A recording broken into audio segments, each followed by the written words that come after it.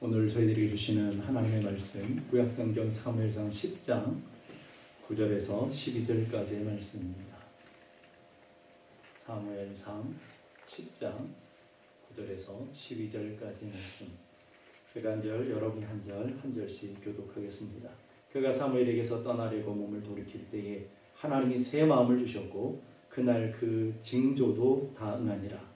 그들이 산에 이를 때에 선지자인 무리가 그를 영접하고 하나님의 영이 사울에게 크게 임하고 그가 그들 중에서 예언을 하니 전에 사울을 알던 모든 사람들이 사울이 선지자들과 함께 예언함을 보고 서로 이르되 기스의 아들에게 무슨 일이 일어났느냐 사울도 선지자들 중에 있느냐 하고 그곳에 어떤 사람은 말하여 이르되 그들의 아버지가 누구냐 하니라.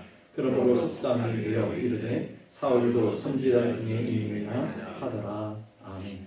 2002년 4월에 제가 목사 안수를 받았습니다. 목사 안수를 받은 즈음에 어떤 가정을 신방하게 되었는데 어느 권사님 가정이었습니다. 갔더니 그 교회 집 가정 입구에 큰 액자가 있고요. 거기에 사람 인자 7개가 떠있는 액자가 있어요. 도대체 무슨 건가 하고 제가 주목하고 보고 있는데 그 남편 되시는 집사님 오셔서 이렇게 설명해 주고 있어요. 이건 우리 집의 가훈입니다.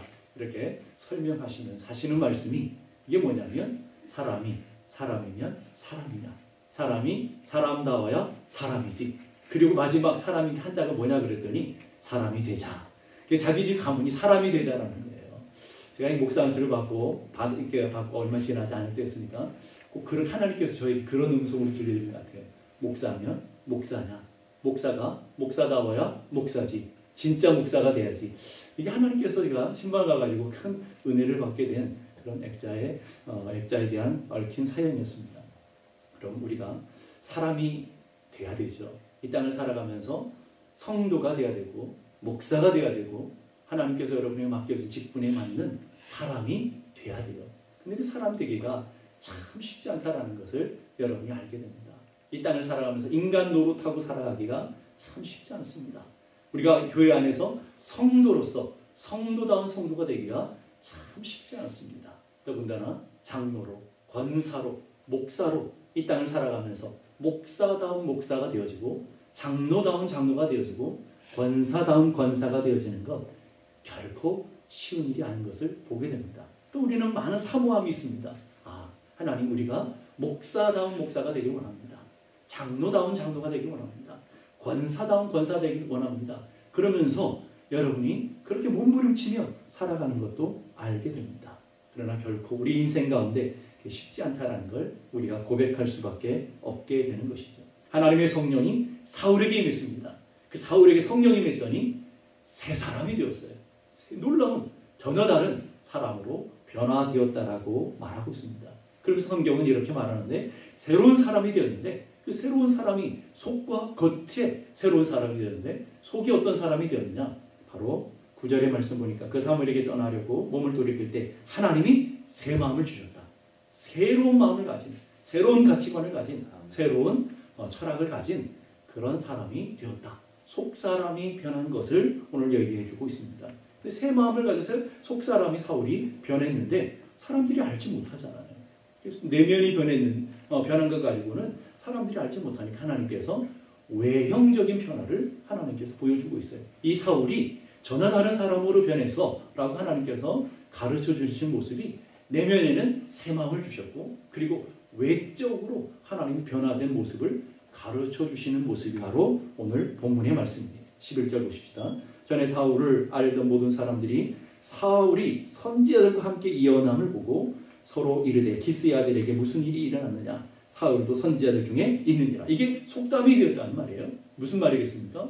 옛날 우리가 알던 그 사울이 아니네. 선지자들과 함께 있는 그런 사울이네. 그러면서 대표적인 변화된 모습이 뭐냐면 그 입에서 예언을 하네. 그 예언이 외형적으로 변했던 그 예언이 바로 사울이 변한 모습을 그려주고 있다는 말이에요. 예언이라는 이 말을 다른 본문, 다른 성경 번역에는 설교, 말씀, 대언이라고 번역하기도 합니다. 무슨 말이겠습니까? 하나님의 뜻을 대언하는 자가 되었다는 말이에요. 하나님의 뜻을 드러내는 자가 되었다는 말이에요. 그냥 입술이 아니라 이제는 그 입술에는 하나님의 뜻을 전달하는 위대한 통로를 가진 그런 사람이 되었다라는 것을 얘기하고 있습니다. 더 정확하게 말하면 입술이 변했다는 거예요. 말이 변했다는 거예요. 하나님께서 사울에게 성령으로 임하시고 그 새 마음을 주시고 새로운 마음을 가진 이 사울이 변화된 모습이 뭐냐면 말이 바뀌어졌다는 말이에요. 오늘 우리가 사람이 바뀌었다는 말은 말이 바뀌어지는 거예요. 말하는 말이 태도가 바뀌어지고요. 말하는 내용이 바뀌어지는 그런 모습을 보게 됩니다. 이사야가 하나님 앞에 부르심을 받는 소명장이 이사야서 6장에 나와요. 이사야가 하나님의 존전 앞에 서고 났더니 자신의 온 모습이 적나라하게 폭로되면서 이사야 입술을 통해서 이렇게 고백하잖아요. 화로다. 나로 망하게 되었도다. 그래서 쉽게 말하면 나 이제 죽었다 이 말이에요. 하나님의 존전 앞에 서서 이 거룩한 하나님의 존전 앞에 내가 그대로 폭로되었고 드러났기 때문에 난 이제 죽었다라는 말이죠. 나로 망하게 되었도다. 이렇게 탄식하게 되는 것을 보게 됩니다. 그 탄식하는 이사야에게 하나님의 천사가 그룹이 뭐라고 얘기합니까? 하나님께서 어떤 일을 행하십니까? 6절 7절 보니까 그때 그 스랍 중에 하나가, 스랍은 천사를 얘기하는데 천사 중에 하나가 젓가락을 가지고 제단에 집은 바 핀 숯을, 제단에 있는 불이 활활 타고 있는 숯을 들어서 이 손을 가지고 내게로 나와서 그에게 내 입을 대며 이르되 보라 이것이 내 입에 닿았으니 내 악이 제하여졌고 내 죄가 사하여졌느니라 하더라. 뭐가 변했어요? 입술이 변했다는 말이에요. 하나님의 성령의 불을 통해서 이사의 입술을 태워졌더니 그 입에서 나오는 악이 제해지고 그 입에서 나오는 죄악이 다 타버리게 되었다 하는 것을 얘기하고 있습니다. 인간이 아담과 하와가 타락했을 때 제일 먼저 변한 게 뭘까요? 마음에 타락된 마음이 변하게 되겠죠. 하나님 앞에 불순종하고 났더니 변화된 게 또 있어요. 그게 뭐냐면 입술이 변했다는 거예요. 하나님을 찬양하고 하나님을 경배하고 하나님을 존중했던 그 입술이 원망하고 불평하고 남 탓하는 입술로 다 바뀌어 있는 것을 보게 됩니다. 왜 그럴까요? 바로 그게 마귀의 언어이기 때문에 그래요. 사탄의 언어이기 때문에 그렇습니다. 사탄은 언제나 부정과 불신과 대적과 이런 원망과 불평이 나오게 되는 죄의 열매들이기 때문에 그렇다라는 것이죠. 어떻게 죄가 사해졌다고요? 제단에 있는 숯불을, 성령을 상징하는 그 숯불이 입에 닿았더니 죄가 사해지고 악이 사해져서 입술이 변화되고 놀라운 하나님의 놀라운 은혜가 이사야 가운데 나타나게 되었다라는 거예요. 오늘 우리도 마찬가지예요. 예배 가운데 하나님의 성령의 불, 이 성령의 불을 통해서 여러분의 마음이 찢어지고 여러분의 입술이 찢어지고 여러분의 삶이 변화되어져서 여러분의 생각하는 마음이 바뀌어질 뿐만 아니라 뭐가 바뀌어야 된다고요? 여러분의 말이 바뀌어야 돼요. 예수 믿는 사람들은요, 말이 바뀌어야 돼요. 여러분의 생각이 바뀌어져야 돼요. 이사야는 하나님의 영광을 맛보기 전에, 하나님의 은혜를 맛보기 전에 우리는 망했어, 우리는 끝났어, 이런 부정적인 언어를 갖고 있었던 이사야였죠. 그런데 하나님이 그 숯불을 닫고 나니까 그 부정적인 입술은 없어지고 하나님의 복음을 증거하고 하나님의 거룩한 뜻을 드러내는 통로가 되어지는 거예요. 하나님을 만나기 전에는 사람들의 허물이 보이고 다른 사람들의 죄가 보였는데 은혜를 받고 나니까, 성령을 받고 나니까 이사야에게 놀라운 변화가 일어나게 되었어요. 자기가 보이고. 여러분, 은혜 받은 사람과 은혜 받지 못한 사람의 차이가 뭔지 아세요? 은혜 받지 못한 사람은요, 남의 허물이 보여요. 남의 죄가 보여요. 남의 죄가 태산처럼 커요. 남의 죄들이 들보처럼 커요. 자기 죄는 보이지가 않아요. 그런데 은혜 받은 사람의 특징이 뭔지 아세요? 다른 사람의 죄가 보이지 않고요, 내 죄가 태산처럼 보여요. 그래서 내 죄를 바라보기 때문에 다른 사람들의 죄를 볼 여력이 없는 거예요. 그래서 늘 하나님 앞에서 내가 죄인입니다, 내가 하나님 앞에 부족합니다 고백하며 나아가게 되는 것을 보게 됩니다. 진짜 은혜 받은 사람들은 보세요. 뭐가 바뀌어요? 다 말이 바뀌어요. 그 사람들이 입술을 보게 되면 은혜를 찬양하게 되고요, 감사하게 되고요, 그 입에서 나오는 것들이 전혀 다른 사람으로 바뀌어지게 되는 것을 보게 됩니다. 부족한 원망하고 불평했던 그런 사람들이 감사와 찬양하게 되는 것을 보게 되는 거예요. 하나님은요, 부족한 사람도 쓰셔요. 병든 사람도 쓰세요. 병든다고 안 쓰는 것도 아니고요, 가난한 사람도 쓰세요. 못 배운 사람도 쓰세요. 근데 하나님 안 쓰는 사람들이 있어요. 불평하는 사람, 원망하는 사람, 그런 사람 하나님 안 쓰죠. 부족하지만 나의 부족함을 알고 하나님의 은혜를 붙드는 사람을 쓰셔요. 못 배웠지만 무디 목사님처럼 못 배웠지만 하나님의 은혜를 붙들고 살아가는 사람은 하나님 쓰셔요. 그렇기 때문에 우리가 은혜 받은 증거가 뭐냐면 우리의 입술이 바뀌어져요. 여러분이 예수님을 만나기 전에 여러분의 입술과 예수님을 만나고 성령님을 경험하고 나서 여러분의 입술이 바뀌어졌는지를 한번 보시면 여러분이 진짜 은혜 받았는지 은혜 받았지 않았는지를 알게 돼요. 그래서 우리는 이렇게 기도해야 돼요. 주여 성령의 불로 우리의 입술을 태워주시옵소서. 우리 입술을 하나님 살라서 우리가 부정적이고 원망하고 지금도 남 탓하고 누군도 비난하고 있다고 한다면 우리 입술이 바뀌게 하여 주시옵소서. 이렇게 기도해야 될 줄로 믿습니다. 성령이 처음으로 임한 사건이 마가의 다락방에 임한 사건이었잖아요.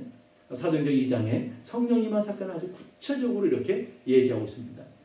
사도행전 2장 4절 보니까 저희가 다 성령의 충만함을 받고 성령이 말하게 하심을 따라 다른 방언으로 말하기를 시작하니라. 성령이 충만해졌어요.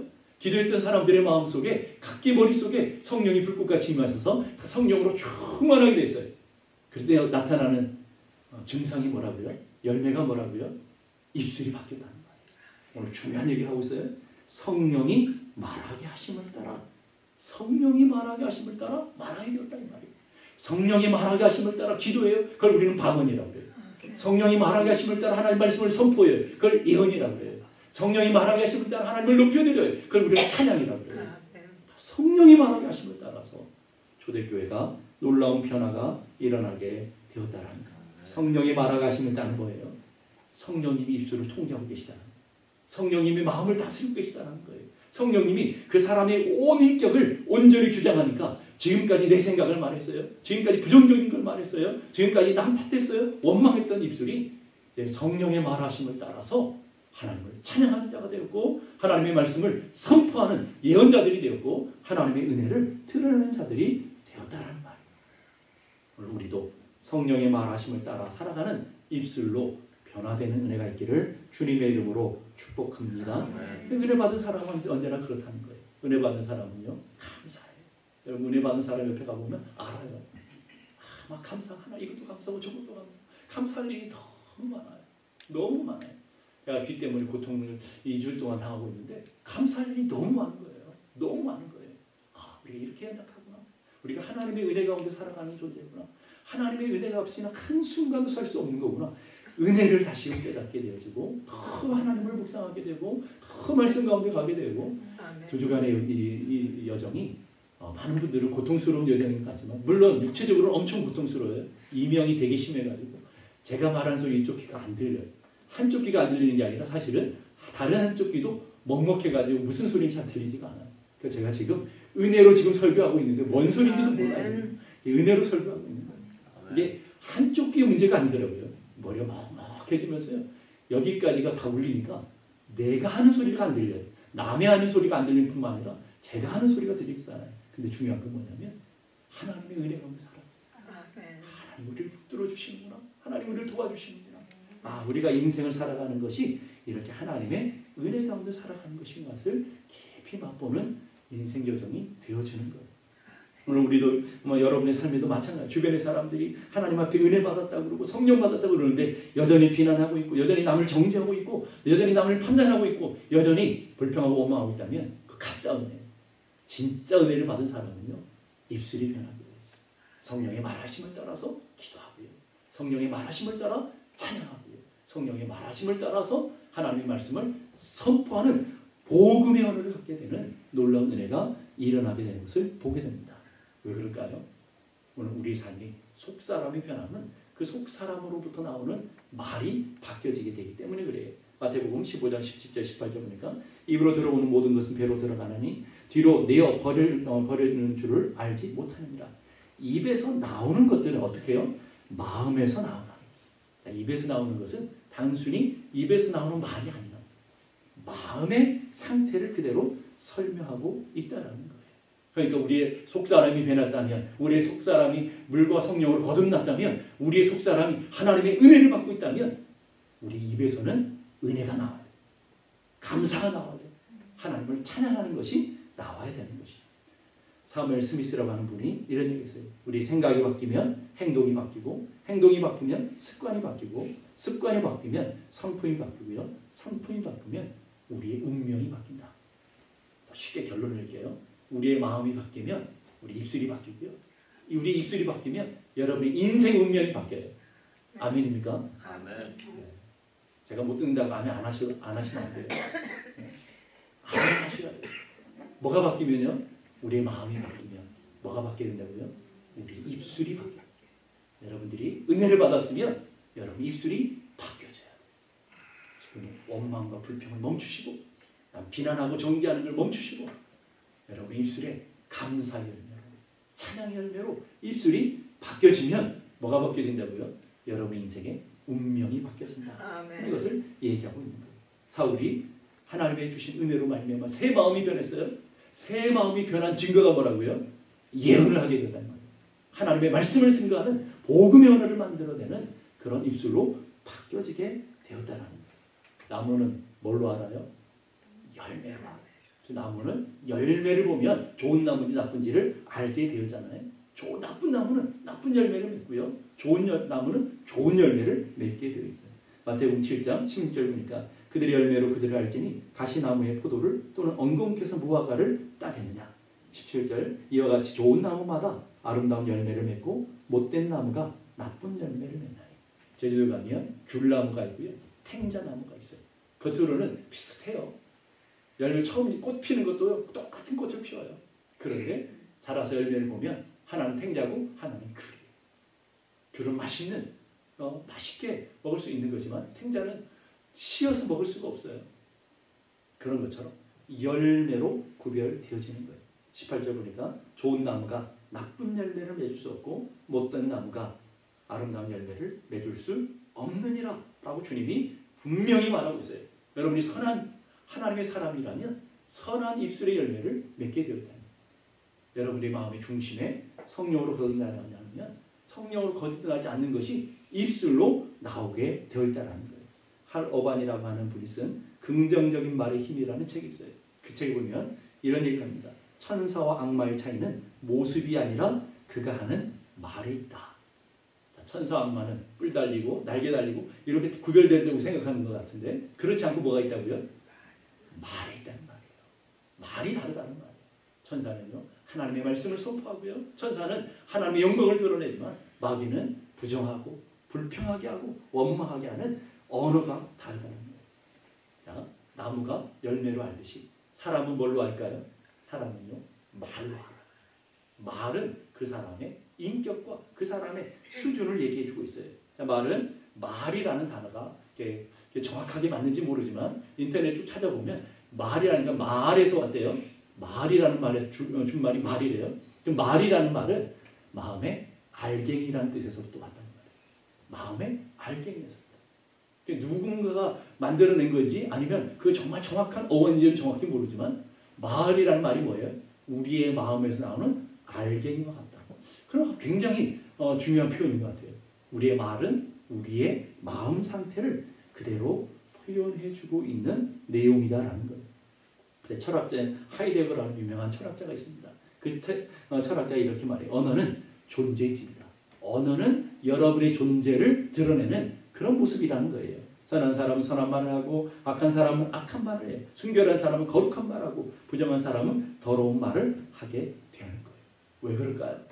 여러분 삶에 익숙한 것들을 입으로 뱉기 때문에. 여러분 우리 세상 속에서 얼마나 세상에 수많은 언어 속에 우리는 노출되어 있어요. 그걸 계속 듣다 보면 나도 모르는 사이에 그 언어를 말하게 되어지는 것이죠. 제가 군대 갔을 때 군대 갔더니 허구한 날 욕이더라고요. 저는 욕을 할 줄 몰랐는데 한 6개월 살고 나니까 입에 욕이 붙으더라니까요.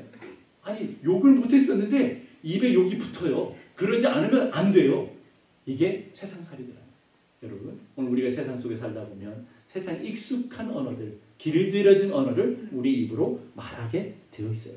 이스라엘 백성들이 하나님의 은혜로 말미암아 애굽에 종됐던 이스라엘 백성들을 홍해를 통해서 광야에 세워놨어요. 광야는 어떤 곳이었어요? 하나님의 은혜가 날마다 쏟아지는 거예요. 하나님께서 날마다 만나를 주시고요. 매출하기를 먹여 주시고요. 반석에서 물을 나게 하시고요. 무엇보다도 하나님의 임재가 있는 불기둥과 구름 기둥이 임마누엘로 이스라엘 백성들 360을 한순간도 떠나지 않고 지키고 있어요. 얼마나 영광스럽습니까? 얼마나 능력입니까? 그래서 이스라엘 백성들이 그 광야 여정을요, 이 영적으로 보게 되면 신혼여행기라고까지 표현해요. 신혼여행을 가는 얼마나 놀라운 시간이었어요. 근데 그 이스라엘 백성들이 그 광야 여정, 그 놀라운 시간에 뭘 했어요? 광야 여정 속에 한 일이 뭐예요? 원망하고 불평하고 비난하고 대적하고 남탓하고 그렇게 광야 여정을 보내게 돼요. 뭐 때문에요? 속사람이 변하지 않는다. 아무리 몸은 홍해를 통과하고 하나님의 놀라운 기적을 경험하고 놀라운 하나님의 임재를 맛보고 놀라운 하나님의 능력을 경험했다고 해도 속사람이 변하지 않으니까 언어가 바뀌지 않는 거예요. 원망하고 불평하고 비난하더라는 거예요. 그런데 똑같은 광야를 살았던 다윗이 있어요. 다윗이 수십 년 동안 그 광야 여정을 보내잖아요. 그런데 그 광야 여정 가운데서 다윗은 어떤 은혜를 나타냅니까? 시편에 나오는 대부분의 시편들이 그 광야 여정 가운데 기록되어 있다는 말이죠. 주옥 같은 찬양을 하나님 앞에 쏟아있고 그 똑같은 광야인데 그 광야에서 주옥 같은 하나님의 은혜를 만들어 내고 있더라는 거예요. 여러분 이게 뭐 차이죠? 다윗은 하나님 앞에 붙들려 하나님의 은혜 가운데 있기 때문에 똑같은 광야이지만 이스라엘 백성은 원망과 불평하지만 똑같은 광야에서 주옥 같은 하나님을 찬양 하나님의 놀라운 은혜를 만들어 내더라는 것이죠. 우리가 살아가는 세상은 광야로 얘기하고요. 또 우리가 서 있는 이 교회를 광야로 표현도 하잖아요. 스데반 집사님 설교를 보게 되면 이 광야를 교회라고 표현해요. 교회라는 거예요. 교회는 천국이 아니에요, 여러분. 천국일 거라고 착각하면 안 돼요. 교회는 완벽한 곳이 아니에요. 완벽한 교회는 이 땅에 존재할 수가 없어요. 완벽한 교회는 이 땅에 없어요. 저 천상의 교회만 완벽한 교회예요. 다 불완전하고요. 왜 불완전할까요? 우리가 다 불완전하고 죄인이잖아요. 여러분이 온전하면 온전한 교회가 되는데 다 불완전하고 연약한 죄인들이 모여있는 곳이 교회예요. 교회는 상처를 만들어내는 공장이라고까지 표현해요. 교회가 뭐라고요? 상처를 만들어내는 공장이라고 해요. 여러분, 예배를 드리는 여러분들 교회에서 상처 받으셨습니까? 그러면 네 받았습니다라고 자신 있게 얘기할 거예요. 교회에 상처 안 받은 사람이 있어요? 저도 교회에서 상처 되게 많이 받았거든요. 여러분만 받는 게 아니에요. 저도 상처받아요. 교회는 상처받는 곳이에요, 여러분. 그런 곳이 교회였단 말이죠. 여기서 교회 상처 받으신 분 손들어 보세요. 그러면 한 사람도 없이 다 교회에서 상처받았을 거예요. 누구한테? 목사. 가장 상처 많이 받은 분들이 목사님한테 받았대요. 그리고 두 번째로 장로님들, 권사님들. 그분들한테 다 상처받았다는 거예요. 뭘로 받았어요? 말로. 어떻게 그렇게 말할 수 있어? 알지도 못하는 사이에 이렇게 상처를 받는 분들이 얼마나 많습니까? 그런데 놀라운 것은 그 놀라운 상처를 받는 곳이 교회이기도 하지만 그 상처를 싸매주고 치료하는 곳 역시도 교회라는 거예요. 저는 우리 교회가 상처받은 분들을 치료하는 그런 공동체가 됐으면 좋겠습니다. 여러분 한 사람 한 사람들이 다 상처받은 분들이 왔을 때 상처와 아픔을 갖고 있는 분들이 왔을 때 여러분이 보듬어주고 싸매줘서 여러분의 삶을 통해서 많은 분들이 치유받고 회복되는 우리 샘물장로교회가 되기를 주님의 이름으로 축복합니다. 뭘로요? 상처도 말로 받지만 치유도 말로 되어져요. 여러분들이 치유하는 언어, 사람들을 회복하는 언어를 갖는 하나님의 사람들이 되어지기를 주님의 이름으로 축복합니다. 사람 두 종류가 있어요. 만나보면 힘이 쭉쭉 빠지게 하는 사람이 있어요. 방전형의 사람이죠. 그 사람만 만나면 힘이 빠져. 그 사람만 만나면 뭔가 피곤해. 이런 사람이 있고요. 어떤 사람 만나면 막 힘이 막 충전되는 사람이 있어요. 그 사람만 만나면 기분 좋고 그 사람만 만나면 행복하고 여러분들처럼 우리 샘물장로교회 성도들처럼 만나면 좋은 친구. MBC 문화방송 뭐 이렇게 만나면 좋은 친구가 되는 그런 것도 있단 말이죠. 두 종류의 사람들이 있어요. 그래서 우리는 영적인 에너지를 부어놓고 하나님의 긍정적인 영적인 믿음을 줄 수 있는 그런 충전형 사람들이 돼야 되는 것을 우리는 다 알고 있어요. 에베소 4장 29절 보니까 무릇 더러운 말은 너희 입 밖에도 내지 말고 오직 덕을 들은 소용되는 대로 선한 말을 하여 듣는 자에게 은혜를 끼치게 하라. 예수 믿는 사람들은 더러운 말을 입 밖에 내지도 말고 덕을 끼쳐야 되고 은혜로운 말을 해야 되고 악한 말, 원망하는 말, 불평하는 말, 험담하는 말, 욕하는 말, 거짓된 말, 교만한 말, 다른 사람을 무시하거나 상처 주는 말을 온갖 더러운 말을 하지 말아야 돼. 그리고 은혜를 끼치고 덕을 끼쳐야 돼. 모르는 사람이 어디 있어요? 네? 특히 항존직 될 정도 됐으면 이 얘기를 안 들어본 사람이 어디 있어요? 근데 잘 되던가요? 잘 안 되는 게 문제죠. 다 알고 있는데 그놈의 입은요 정말 길들일 수가 없어요. 야고보 뜻대로 말하면 모든 것은 다 길들이는데 그놈의 혀는 길들일 수가 없어요. 주책맞아요. 나도 생각지도 않아요. 툭툭 튀어나오잖아요. 통제가 불가능해요. 이게 혀라는 것이죠. 그런데 어떻게 했을 때 그 혀가 통제되었다고요? 오늘 보니까 성령의 말하게 하심을 따라. 세 번역에 보니까 이렇게 번역했어요. 성령이 시키는 대로. 성령이 시키시는 대로 혀가 딱 주장되어지는 거예요. 갈라디아서 5장 16절 보니까 내가 이르노니 너희는 성령을 따라 행하라. 그리하면 육체의 욕심을 이루지 아니하리라. 성령에 붙들려 성령의 시키는 대로 했더니 육체의 욕심을 이루잖아요. 더 상처를 주고 아픔을 주지 않아요. 우리 힘으로는 불가능하죠. 이는 힘으로도 능으로도 안 되잖아요. 애써도 안 되고 힘써도 안 되잖아요. 이게 우리들의 삶의 현존이잖아요. 그런데 주의 힘으로 되느니라. 주의 성령이 내게 역사하시고 성령이 우리를 강권적으로 붙들어 주시고 성령이 우리와 함께 하시면 뭐까지도 통제가 된다고요? 혀까지도 통제가 되죠.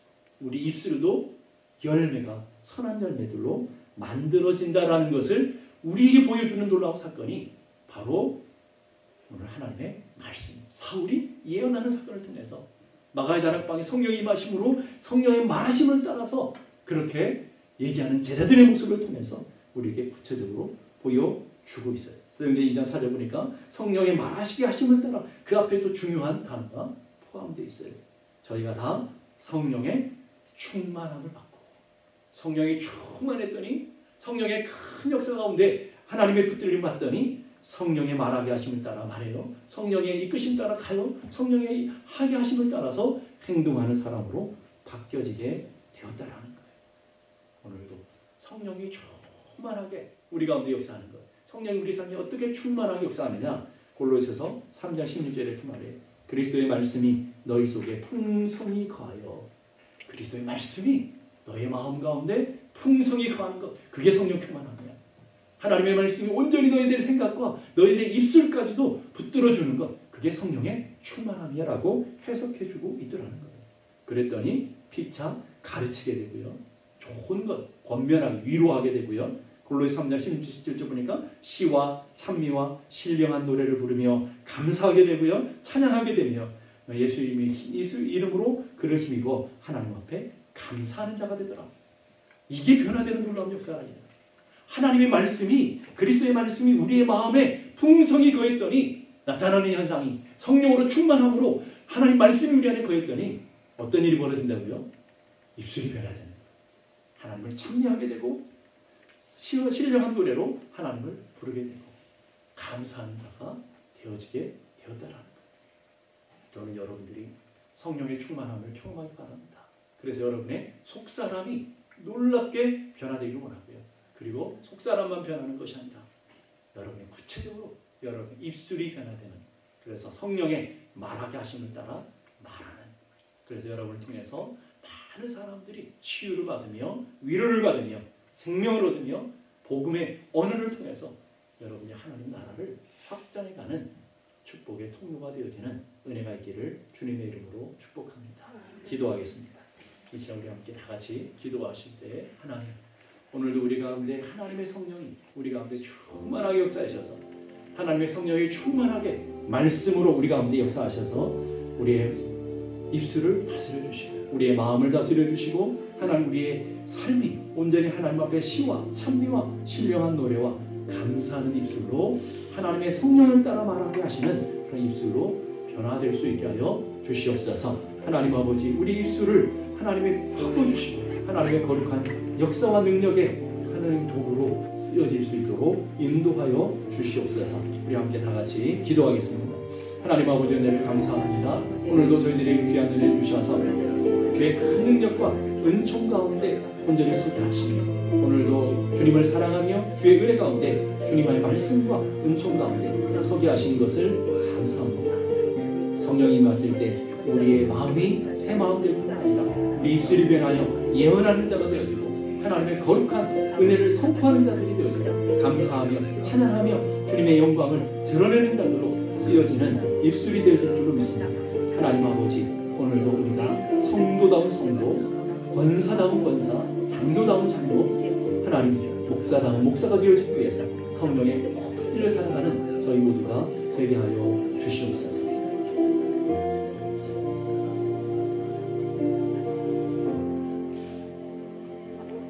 이제는 우리 주님 예수 그리스도의 은혜와 하나님 아버지 크고도 놀라우신 사랑과 성령님의 감화 감동 충만케 하시는 역사가 이제로부터 영원까지 함께 계시기를 간절히 축원하옵나이다.